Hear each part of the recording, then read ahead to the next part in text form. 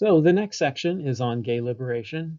Many of you noted in the 40s and the 50s the birth of a homophile movement, an attempt to try to get gay people to accept themselves and not see themselves as somehow fundamentally inferior and deviant. Quite difficult to do in the Cold War. As you also read and noted, they could be fired from their jobs. Being outed was, you lose family, you lose your career, you'd be socially stigmatized. Um, in the 40s, 50s, and 60s, psychiatrists routinely treated people for being gay because it was still classified as a mental disorder.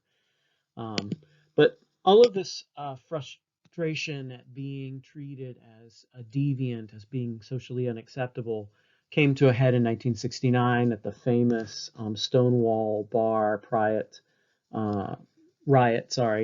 um, in which patrons fought back against the police and threw things as the police were trying to arrest them.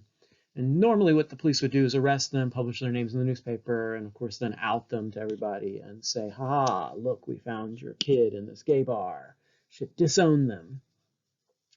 Um, so the fighting back resulted in several days of riots and then helped birth a gay pride movement that had already been sort of in the offing in lots of other places.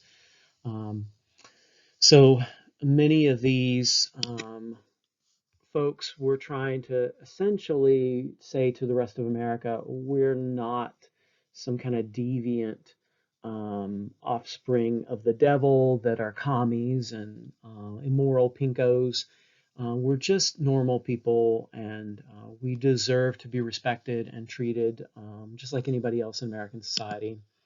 Successfully, by the early 1970s, they got the American Psychological Association to remove homosexuality from a list of mental disorders. Um, we get the first openly gay mayor in 1978 in San Francisco. And of course, that's only the beginning. If you paid attention to the last few years of American history, obviously that movement has continued. It continues today in lots of ways. And as you probably note, being gay is still not accepted everywhere, and people still struggle with how they're treated. Um, and so we have a lot of work to do socially. This is more about de facto discrimination, in a lot of cases, than actual outright legal discrimination. So that is the birth of the gay movement.